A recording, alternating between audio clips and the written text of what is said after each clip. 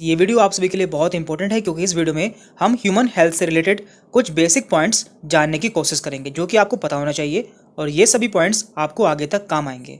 तो यहाँ पे हम देखेंगे ब्लड प्रेशर, पल्स, ऑक्सीजन, ये सभी चीज़ें आपको आगे तक काम आती हैं। तो सबसे पहले हम बात करते हैं ब्लड प्रेशर की। तो देखिए ब्लड प्रेशर क्या होता है। ब्लड जिन नलिकाओं में बहता है या फिर जिन कैपिलरीज में सर्कुलेट होता है उनकी वॉल्स पर जो प्रेशर डालता है। मान लीजिए ये हमारी नलिकाएं हैं या हमारी कैपिलरीज हैं और इसके अंदर ब्लड सर्कुलेट हो रहा है, तो ये इनकी वॉल्स पर जो प्रेशर डालता है दोनों साइड में, उसे हम ब्लड प्रेशर कहते हैं। और ये ब्लड प्रेशर दो टाइप का होता है, सिस्टोलिक एंड डायस्टोलिक। तो यहाँ पर सिस्टोलिक ब्लड प्रेशर हमारा ऊपर का ब्लड प्रेशर होता है, जबकि डायस्टोलिक ब्लड प्रेशर हमारा नीचे का ब्लड प्रेशर होता है। तो हम यहाँ पे जानेंगे कि ब्लड प्रेशर नॉर्मल कितना होता है और हम कब मानेंगे कि हमारा ब्लड प्रेशर बढ़ चुका है।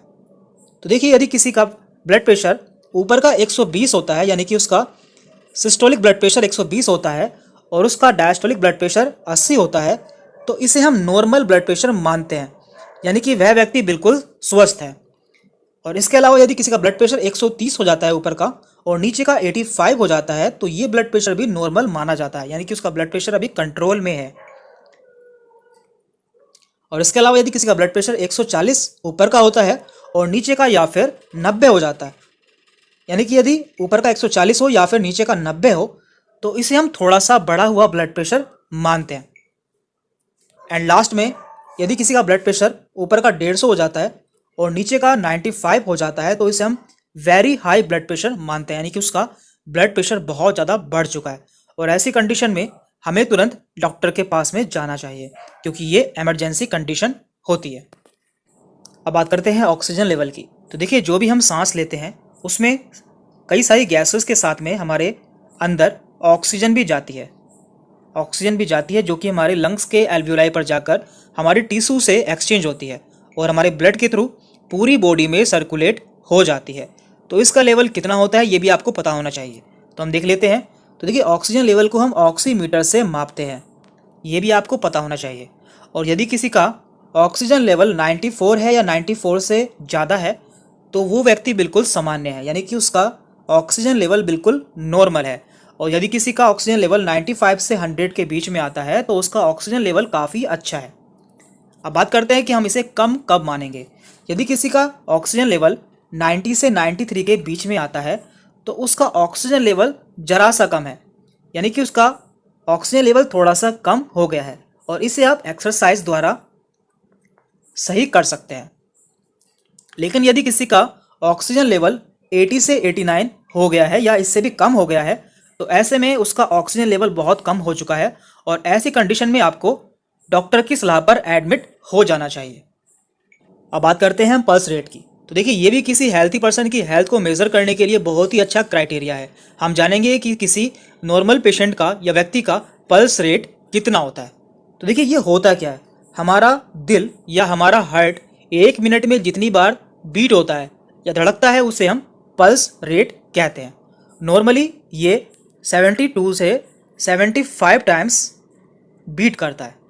तो देख लेते हैं। देखिए यहाँ पे लिखा हुआ है 72 पर मिनट, यानी कि यदि किसी पेशेंट का या व्यक्ति का हार्ट 1 मिनट में 72 बार बीट हो रहा है, तो इसे हम बहुत अच्छा पल्स रेट मानते हैं, यानी कि उसका पल्स रेट गुड है।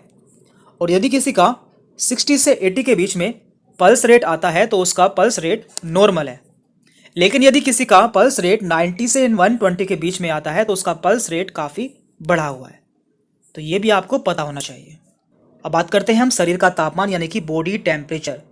ये जानना भी आपके लिए बहुत इंपॉर्टेंट है कि हमारे शरीर का टेम्परेचर कितना होता है।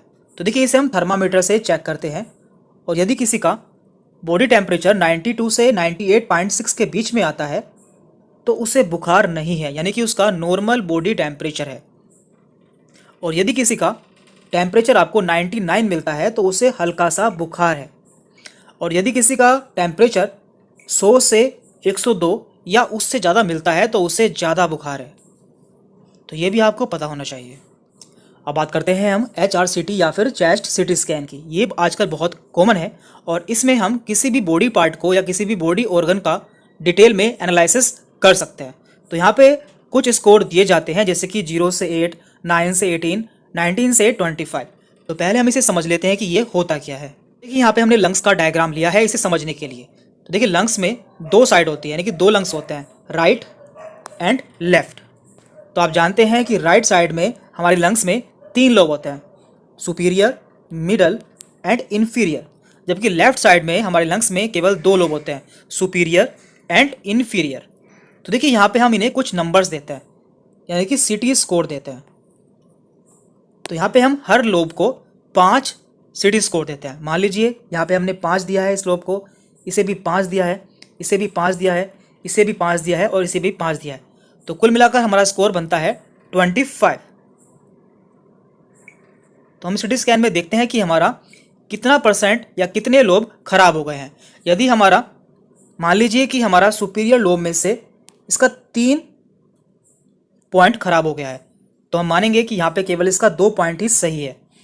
और मान लीजिए कि यहाँ से हमारा 1 पॉइंट खराब हो गया है, तो यहाँ पे हमारा केवल 4 पॉइंट ही सही है।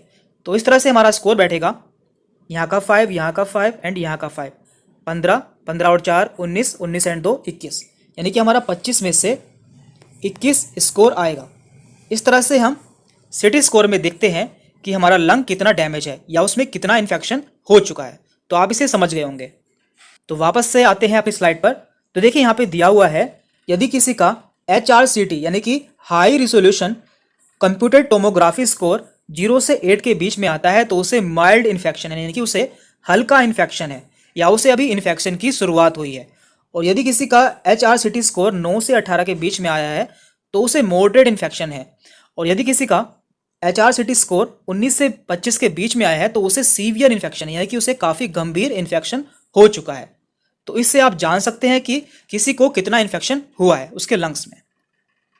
और साथ में आपको यह भी जानना जरूरी है कि माइल्ड इन्फेक्शन में जो कंडीशन है या इन्फेक्शन है वो नॉर्मल दवाई से ठीक हो सकता है, लेकिन सीवियर इन्फेक्शन में ऑक्सीजन एंड वेंटिलेटर की ज़रूरत होती है। तो आज की वीडियो में हमने कुछ ऐसे बेसिक पॉइंट देखे हैं जो कि आपको पता होने चाहिए, क्योंकि आपको ये सभी पॉइंट आगे चलकर काफ़ी ज़्यादा काम आएंगे। तो इस वीडियो में इतना ही था। आपको यदि कोई कन्फ्यूजन होती है या कोई डाउट रहता है तो आप हमसे कमेंट करके पूछ सकते हैं। Thank you very much.